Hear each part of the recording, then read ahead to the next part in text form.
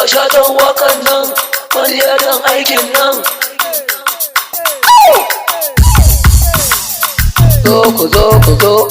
Ku zo mu warwasa.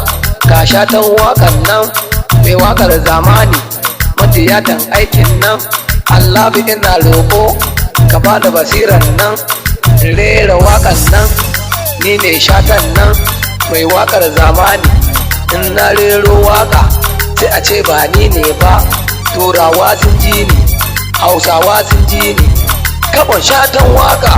Ga shatan wakan nan, maryadan aikin nan. Allah mai zamani, ka ɗaukaki shatan nan, mai wakar zamani. Come on. Matan zamanin nan akwai su da kyan fuska, amma ba kyan hali. Wai zamani, menene zamani? Haba ko gayen nan, mu gyara halin mu mana. Mu auri bibbiyu, mu ƙara bibbiyu. To ba kuɗi kenan ba. Kada ku zage ni, in har kun zage ni, in har kun ne yaji, to lallai zan rama. Iyayen zamani, ku taimaki 'ya'yanku su daina iyo maye. Kar ku ce na zage ku, shawara nake baku. Idan kana waka ko kuma harkar fim, sai a ce kai dan iska, wannan ai ƙarya ne. Ni ne shatan waka, na ce ai ƙarya ne. Ga shatan wakan nan, maryadan aikin nan.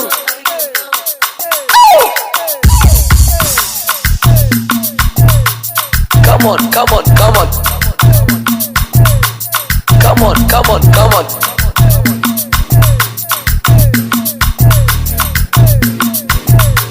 Ga shatan wakan nan, maryadan aikin nan.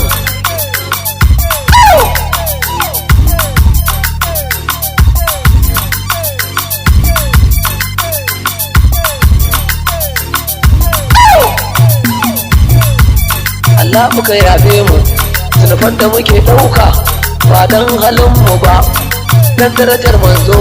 Mu ba ma shashanci, muna faɗakarwa ne akan hanyar waka ko kuma hanyar fim.